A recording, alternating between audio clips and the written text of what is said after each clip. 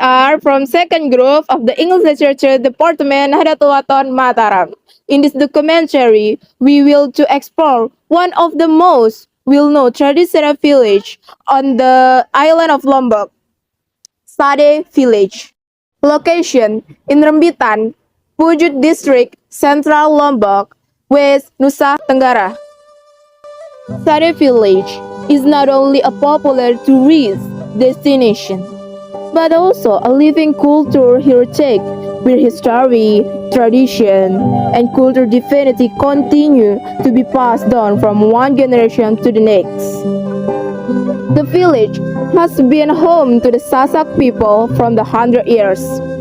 To this day, its community continues to preserve the custom, value, and traditional inherited from the architectures.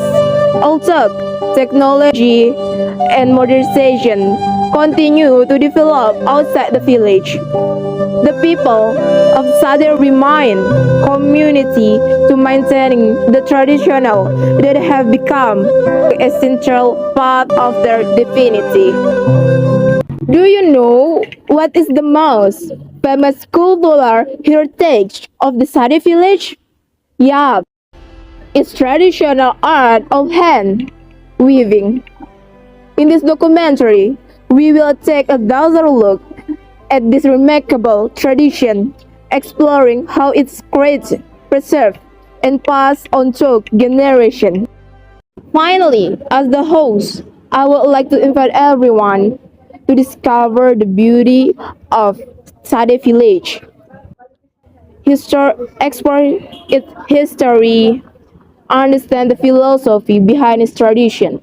Because in Sade Village, culture is not to remember, is to live and keep alive every single day. Halo semuanya, saya Reva Yuninda Moyola dari Prodi Sastra Inggris. Hari ini mau menanyakan beberapa hal terkait Desa Sade. Sekarang saya dengan Bapak Cindage selaku ketua dusun di sini. Baik Pak, kita sekarang mau menanyakan beberapa hal terkait Desa Sade, Pak. Ya, silakan. Yang pertama, sejak kapan sih Bapak ada di Desa Sade ini, Pak? Sejak dari kecil. Ya. Emang dari kecilnya di sini, umurnya di sini. Yeah. Kalau menjabat sebagai ketua dusunnya? Kurang lebih 2 tahun. Kurang lebih 2 tahun. Menggantikan almarhum bapak sih, saudara ayah saya. Jadi menjabatnya baru 2 tahun untuk menggantikan posisi saudara bapak. Pertanyaan berikutnya Pak. Nah, tadi kita lihat dan kebanyakan isu-isu yang kita dengar di sini tuh kalau ngepel pakai kotoran sapi atau kerbau. Apa itu benar Pak? Ya, itu sangat benar. Jadi kami di sini kan melakukan mengepel lantai pakai kotoran kerbau itu diwajibkan. Apalagi setiap kali ada acara yang sifatnya ritual, itu harus diepel dulu pakai kotoran kerbau. Baru dianggap suci, baru boleh dilaksanakan kegiatan itu. Jadi untuk kesehari-harian itu bisa kotoran sapi, tapi yang diwajibkan adalah kotoran kerbau itu tadi. Karena kotoran kerbau ini kan yang dianggap suci, karena hewan kerbau ini yang paling dianggap berjasa oleh leluhur kami di sini. Karena sawahnya dulu kan pada luas, jadi kerbaunya juga banyak. Jadi untuk menggarap sawah itu, untuk menghasilkan lumpur itu ya pakai kerbau itu tadi untuk bisa bertani, bercocok tanam. Di samping itu juga hewan kerbau ini setiap kali ada acara, baik kematian, jadi untuk jadikan hewan korban, kerbau juga. Terus di acara sunatan, kerbau juga. Pernikahan juga kerbau. Jadi untuk mengenang jasa hewan kerbau ini, sehingga dijadikanlah kotorannya itu untuk mengepel lantai rumah. Untuk manfaat khususnya ada nggak Pak? Kalau manfaatnya ya untuk menghilangkan debu, untuk menutupi retak, karena lantainya itu kan terbuat dari tanah liat. Kalau tidak dipel ya pasti debu dan retak. Jadi itu tujuan utamanya, fungsi utamanya. Jadi kotoran kerbau itu. Pertanyaan kedua kita Pak, apakah tradisi saat ini ada di Desa Sade masih dijalankan oleh generasi-generasi muda yang ada di sini? Masih. Jadi generasi muda yang ada di Sade ini, desa adat Sade ini, itu mengikuti, mendukung kegiatan apa yang diarahkan oleh orang tua, pasti akan dilaksanakan oleh pemuda-pemuda ini. Jadi yang muda-mudinya mengikut arahan saja. Iya. Pertanyaan selanjutnya, Pak, apa sih yang buat Bapak dan Ibu yang ada di sini, warga-warga yang ada di sini, Iya.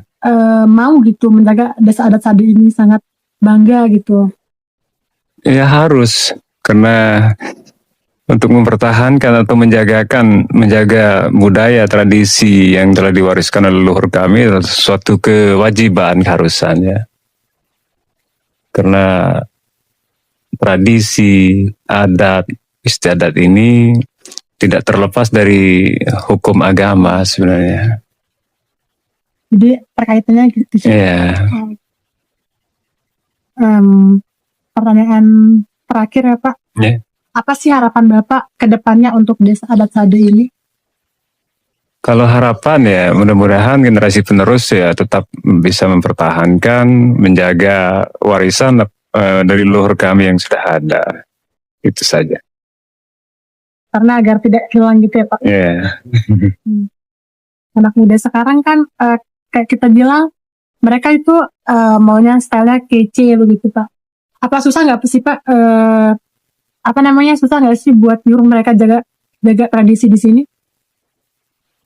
Jadi sedini mungkin kami memperkenalkan tradisi budaya yang ada di Sade ini kepada anak cucu kami. Jadi tidak terlalu sulit sebenarnya untuk mengarahkan kepada anak-anak kami. Sudah ditanamkan. Sudah ditanamkan sedini mungkin, sehingga setelah mereka dewasa, mereka bisa menjalankan apa yang sudah diwariskan oleh orang tua mereka. Mungkin cuman itu, Pak, dari kami. Okay. Saya Reva Yuninda Mayola. Assalamualaikum warahmatullahi wabarakatuh.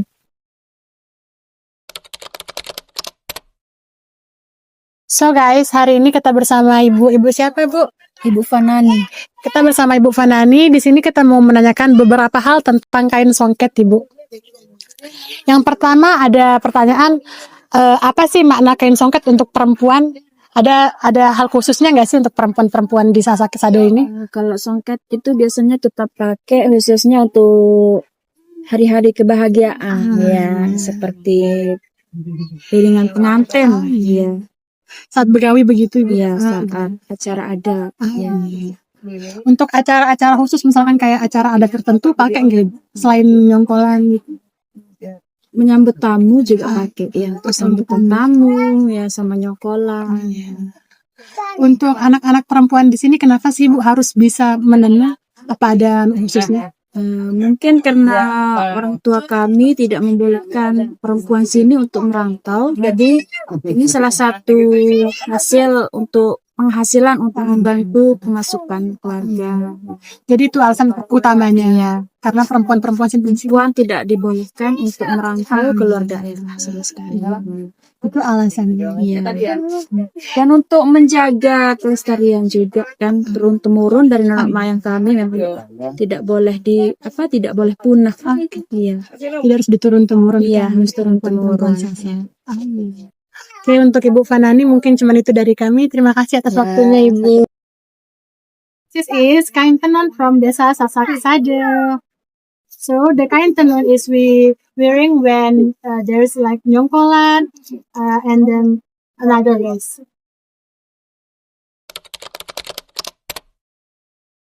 Is cleaning the floor with buffalo and cow dung. Buffalo dung is used during rituals or to purify clay floors, while cow dung is used for daily cleaning.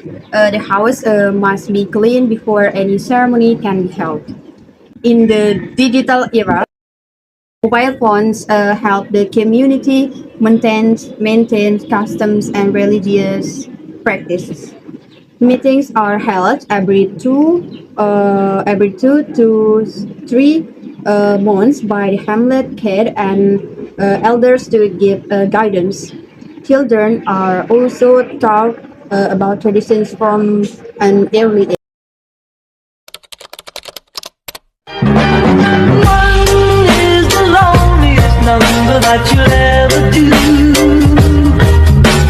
Two can be as bad as one. It's the loneliest number since the number one. One is the loneliest number that you'll ever do.